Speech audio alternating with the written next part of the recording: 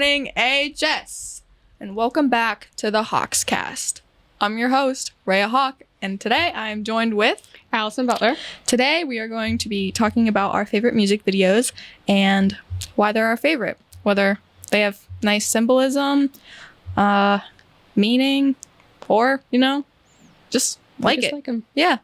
So, Alison, would you like to start us off? Sure. My favorite music video, meaning-wise, is Spring Day by BTS. So the whole music video is this tribute to a tragedy that happened in Korea. It's called forgive my pronunciation, Seoul ferry incident. And it was like this field trip for a bunch of students. Like, I think they were high school students. And I'm not entirely sure what went wrong, but the ship went down and the crew on the ship were like, hey, you kids stay on here. You don't evacuate, stay on the ship. Everything will be fine. Meanwhile, all the crew evacuated. They jumped off. Dang. So over 100 students died. Like capsized. Yeah. Dang. And the government had a terrible response to it. So Of course they did. Received a bunch of criticism.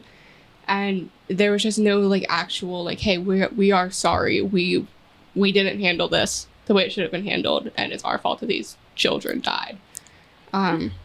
So BTS wrote the song Spring Day, and as a tribute to these kids that never got to grow up, never got to experience all of this. And it starts with one of the members there. It's it's snowing outside, and he leans down on these train tracks, and it's kind of like a symbolism of survivor's guilt, just remembering all of these people that would have been his friends that he's gonna have to grow up without now. And then we changed to the ocean, as a nod to, hey, all of these kids drowned. All of these kids are never going to come back. And it turns to this train, right, where it's kind of like a nod to Snowpiercer. Have you ever seen that movie? No. No. So Snowpiercer is about this. It's like this society is confined to this train because the world outside is apocalyptic. They can't survive because it's freezing. That's why in the first scene there's snow on the ground. Cool. And the class, the society is divided by classes. The front of the train is, first class kind of thing. And the back is, the dregs of society. And one of the members of BTS in the music video is shown walking, passing all these cars and traveling, forwards in the train, which is, in the movie, you're not allowed to do that. If you do that, people will literally throw things at you, fight you. So he is passing by one of the other members, and the other member, Jungkook, he's sitting there, kind of looking out the window, dazed. He doesn't really know what's going on. All he's thinking about is, he's by himself. All of his friends are gone. Meanwhile, RM is trying to, as in the movie, he's trying to fight for justice, trying to rectify the mistakes. So he's trying to go to the front, and along the way, he enters this place called Ormella's. It was like a motel. But Ormella's it's from this book. I believe it's called The Ones Who Walk Away from Ormella's. And it's about the society that everything's great. It's like a utopia. But all of their happiness is dependent on the suffering of one little boy, one child. He gets all of the bad while they get to see all of the good. And in the book, it's we can stay in this world. We can stay where we're happy, knowing that this child is carrying all of our doubt, all of our dread. Or we can leave and we can deal with that ourselves. We can realize that, hey, I'm responsible for this. So he's going into Amella's, and, mind you, he's trying to fight for justice. So he is faced with the other members throwing things at him, because in Snowpiercer, the main character is also going up in the train trying to get to the first class, and they are literally fighting him. He has to fight his way through the train. Oh. So it's just no matter what you do, even if you're doing something right, there's going to be that fight against you. You're never going to have an easy way. That's it? Yeah, would we like to transfer the topic? I feel like I've been talking for a long time here. Yeah, I will talk about G-Idol and their music videos. Mhm. So on their recent like mini album called I Feel, they did like a 2-part music video type of thing. Yeah. The first one was called Allergy, and like the premise of that is just like about insecurities and like having this so-called mirror allergy, Yeah. like to where like they don't want to look in the mirror because they like don't like what they see. Like an insecurity. Yeah. So Okay. the character that plays like an outcast is Soyeon. Mhm. She's like always in the back of the classroom, like she's like looking all nerdy, and like the whole music video she's just like looking at all of the other members and being like, I want to be like her. Like a stereotypical Yeah. like high school setting. Yeah. Okay. So, but as like the music video goes on, we see that all of the other members have like something wrong in their life. So like Soyeon is like looking at these people and like thinking like they're perfect, but in reality, They have their problems too. yeah. So I thought that was like a good representation of like our society, Mm-hmm. and like how like we like to compare ourselves to other people, but like we really don't know what's going on in their life. Yeah. So one of them, like it opens with Minnie, I think, and she's like sitting on her phone and like talking about how much she hates every social media because like they're all fake, and she wants like real relationships, you Mhm. know? Like she has all of these followers, but They she don't really care. yeah, like she lacks like real life developed relationships. Mhm. So it ends up that Soyeon goes into like a clinic to get plastic surgery, and that's where that music video, the Allergy music video, leaves off. Yeah, like surgery to like try to become them. Yeah, basically, like in the face. Like, Yeah. yeah. Just try to embody them. Mm-hmm. But then Queen Card, it goes back to like that, like it's like an episode of like a show. Yeah. So it ends where that one leaves off. And it starts with her POV, and she's going into the doctor's office, and then she's leaving it, and all of the doctors are like smiling at her and like being like giving them thumbs up. Yeah, like it looks all good. Yeah. So we assume that she went through with the surgery. Mm-hmm. And then it's like her rapping scene, and then she looks in the mirror. But when she looks in the mirror, it's not her, it's Yuki. Mm-hmm. But like they're wearing the same outfit. So yeah, I think that's just like, symbolic. yeah, of like her wanting to be these girls. Yeah. But then when like it pans over, it's Shuha standing in front of the mirror, not Yuki. So again, just Yeah, and not only is that like her wanting to be like these girls, it's also, you know, they're wearing the same outfit. The girls wanting to be like her, wanting that I'm not on a spotlight all the time. yeah. You know, I can just live. Yeah, because like even like if you're like in social media, Mm-hmm. like you have to like put on a show and be like, Yeah. I'm perfect all the time, when you're like not. You So have your own problems. yeah, maybe Yuki wants to be like her because her life is like normal in that sense. Yeah. Yeah. And then, yeah, so it just like starts cutting at the end, like in between all of the members. Like it'll be Soyeon, and then she'll like do a spin, and it'll be Minnie. And then if Minnie is just like sitting there, it'll like shake, the camera will shake, and it'll turn into a different member. So I think that's just like everyone like constantly comparing themselves to other people, Yeah. and like, oh, she's so pretty, I want to be like her, but like she's so like casual and cool, and like my life is just so Mm-hmm. you know. Yeah, and it, you know, have you ever heard the saying like the grass is always greener on the other side of the fence? Mhm. Yeah, you know, like even no matter where you are, if you get what you want, you're always going to be looking back for something Mhm. else. Yep.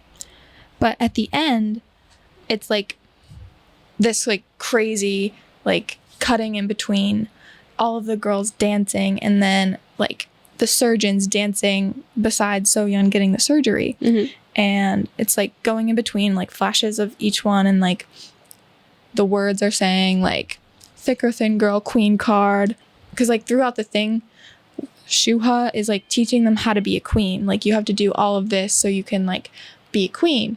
Mm-hmm. So at the end, I think it's nice that they're like anybody is a queen card. You don't have to do this to be a queen card. Yeah. You don't have to be this perfect image that we have. Yeah. And then at the end, we see So-yeon, like, she's kind of like in the manic episode. She's like giggling, laughing. Like, I think they like put her under like anesthesia or something, like laughing gas. Yeah. For that surgery. But she wakes up, and well, before she wakes up, she's looking up at Mion, and she's like, I am a queen card. You want to be the queen card. Mm-hmm. So that, but then it goes to all of that saying like, you don't have to do that to be a queen. So she walks out of it, and it's like the light is shining on her, and like she didn't get the surgery, but she's confident. So like she opens her phone, and it's like all of these comments being like, you're so pretty. Yeah. You're beautiful. Like, so I think that's nice, because really all beauty has to like do is confidence. Like, Yeah. How you hold yourself, how you portray yourself to people. Yeah. Definitely brings up the, like, you know, no matter what you do, if you portray yourself right, people are going to notice you. Yeah. So like you don't have to like be this like beautiful girl in order. And you don't have to be beautiful by the terms of society. Yeah, societal norms of being pretty. Like you have to be skinny, you have to be blonde, you have to have blue eyes. Like like it's not you just have to have like a skinny nose and like you can't have anything like no different acne, about no anything. Yeah. Like there's different kinds of beautiful, there's different kinds of prettiness. It doesn't matter what you look like if you're pretty. Yeah, and if you're confident, like even if you don't fit those norms, you can just be like, okay, whatever. Like, I think I'm pretty, and that's all that matters. Like, you don't have to think I'm pretty. You know? Yeah. You got anything else? Not that I can think of for that one. My turn again. Yep. So, video number 2, Shadow. So, Shadow by one of the members of BTS. So they had this whole album, right? It's called Map of the Soul 7, I believe. And the album was composed mostly of solo songs because they were doing this album based on like a type of psychology, you know, like different parts of the mind and what they are, what they represent, kind of thing. So Yoongi, he's a rapper. He's the second oldest member of BTS. He was doing the shadow of the mind, and it's kind of just this, you know, this thing that follows you. You can't separate yourself from it. So the video starts out with him, but you know, like in this hallway, and there's like 6 doors that line in the hall, and he's standing in front of one at the end, and there's these shadows that are, you know, these shadowy figures that are standing in front of each of these doors. So it's like I can go up here, but no matter where door I go in, no matter where I go, the shadow's following me.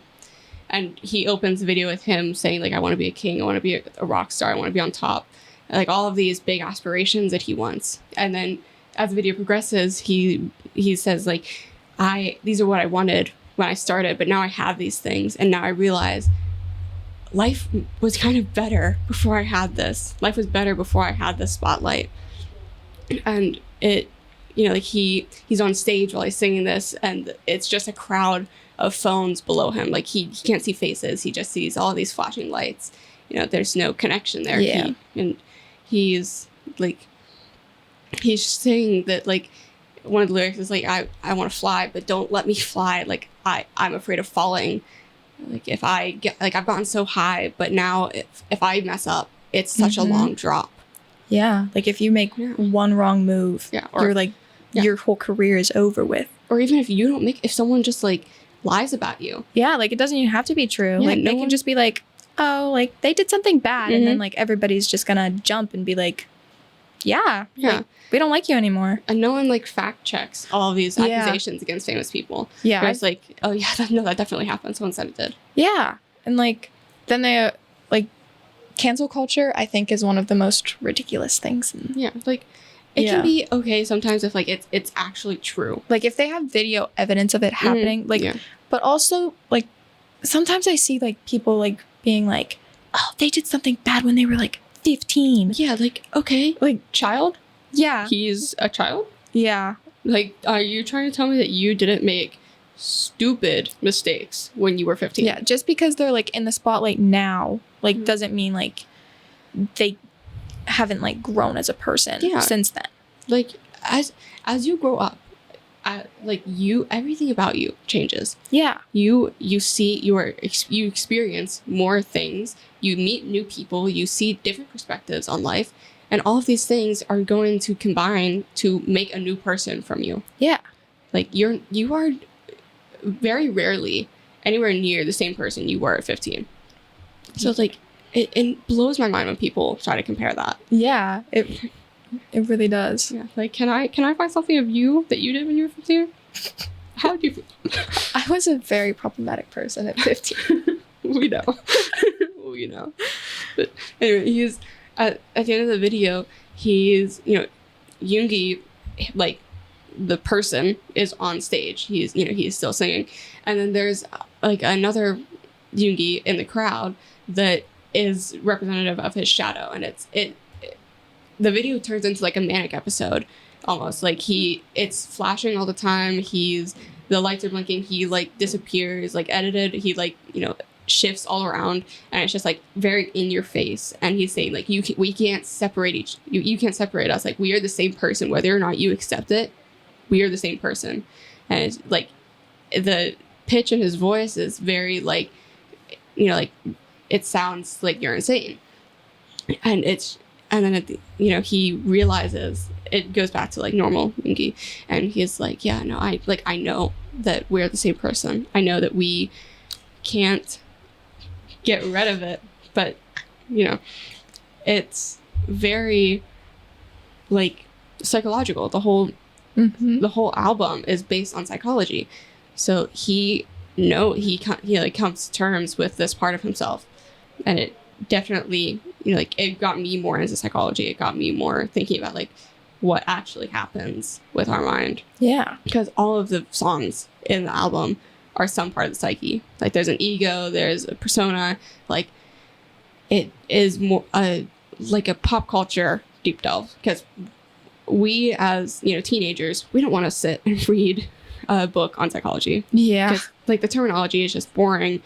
But yeah, like I took Mr. Kluken's psychology class. Like, not trying to diss, but I feel like that would be a lot more interesting if it just like wasn't like terms, and like you'd actually like learn something that's like matters to you. Yeah, like I'm not saying that the terms aren't useful. Like everything in that, like it's very useful information. Yeah, but it's like, just like not interesting. Yeah, like the way that it's presented, you have to realize that we as people who grew up in, you know, early 2000s learn very differently than people that grew up in, you know, 1980s. Yeah, like it's very hard for, I think, our generation to like look at a book and like retain the information. Yeah, especially a book that's very, you know, like wordy. Old and old. Yes. Yeah. So like the fact that they could take that information and they could, you know, reformat it into a way that is easier for us to understand, easier for us to comprehend,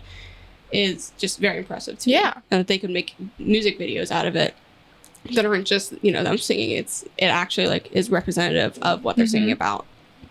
Yeah, that's really cool. Yeah, I love that album. I love those music videos. All right, so back to me. You guys know me. I have to bring up Taylor Swift. I think you're using your allowance here. Yeah. We can just keep this one between us, okay? This is for educational purposes. But anyways, so one of her newer music videos off of her Midnight's album, Antihero. So it's basically just like about her struggles of like just like her struggles like that she doesn't really talk about because she's famous. Like one of them is like going off of what you said about that one music video about how like her life is just so supersized. She like is like scared of it sometimes. Yeah, like everything has grown out of her control. Yeah, because like Taylor Swift, like everybody knows who she is. Like she's a household name. Yeah, basically like she's like up there with like Michael Jackson and like all of those like huge people. Like honestly, like sometimes I think it's like kind of ridiculous like how big she is. Like I was like driving around Pittsburgh like a couple weeks ago and I saw like 4 people with Taylor Swift shirts on. Yeah, like you don't really realize the importance of people that aren't like, you know, like politicians and stuff. Like just someone that makes music has such an influence on us. Yeah, like especially like now, like I remember my mom telling me, like, you know how she's like dating Travis Kelce of the Chiefs. Like her impact on just that alone, like they sold like 400% more tickets for their games. Like there's a name attached to it. Her impact is like genuinely insane. Yeah. But anyways, so moving like basically in the music video, she has like herself and then she has this like alter ego type thing. It like kind of goes off of body positivity too, like the last one I talked about. And I remember there was a scene in that music video where she stepped on a scale and it said like fat over it. And her alter ego was like looking up at her, being like shaking her head, and like shame on you kind of thing. Yeah, but it got a lot of discourse because Taylor Swift is like skinny. Yeah. So she cut it out because like doesn't want to argue. Yeah. But I feel like that's like kind of ridiculous.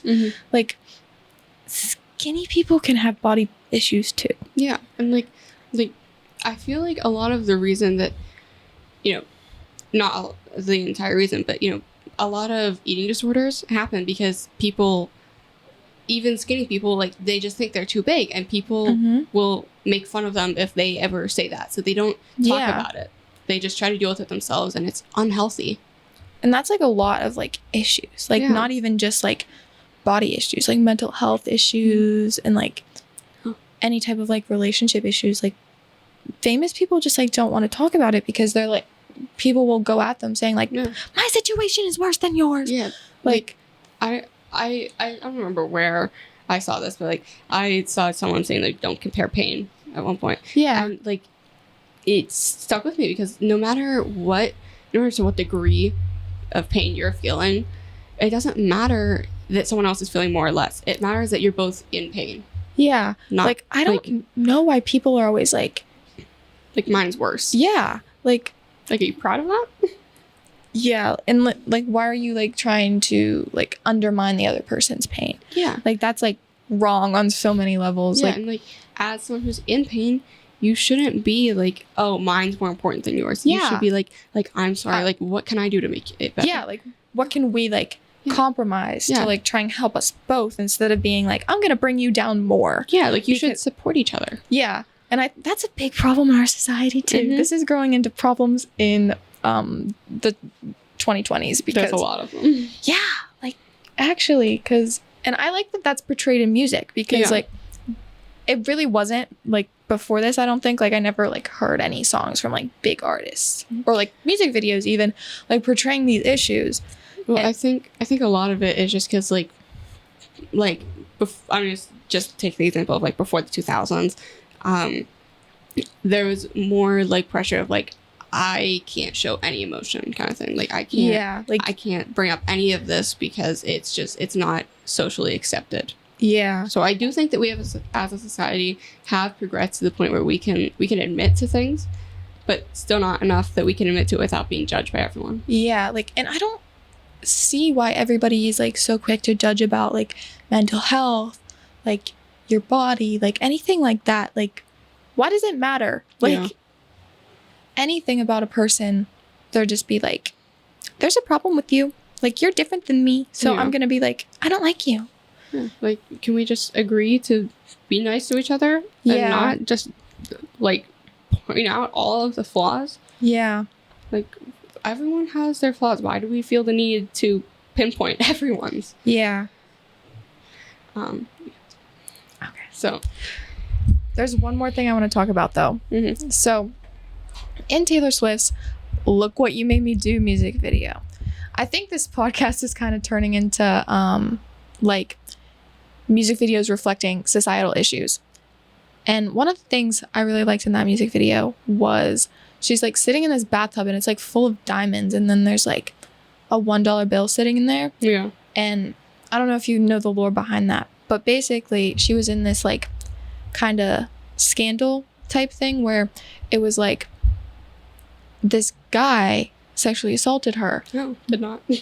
Yeah, but there was like photo evidence, there was people there, and she was like, that didn't happen. And he sold Taylor for millions of dollars for defamation, but Taylor countersued for $1 and she won. Oh, yeah. Yeah. So I thought that was really cool. And yeah, that's the end of our podcast about all the things wrong with us. Yeah. And so now we have to do our AHS highlight. We made a music video a while ago. You should watch it. So in TV production, little shout out to this class. Love this class so much. You actually get to make your own music video, which is awesome. Very nice. And they actually get posted to our YouTube channel. Yeah, they get posted to YouTube. We made ours to Cupid by 50/50. You should totally go stream and join this class because you can really, it's creative freedom. You can do whatever you want with it. You can make it symbolic. You don't have to, but you can. And you can definitely learn a lot from it. Yeah. So, see you next time.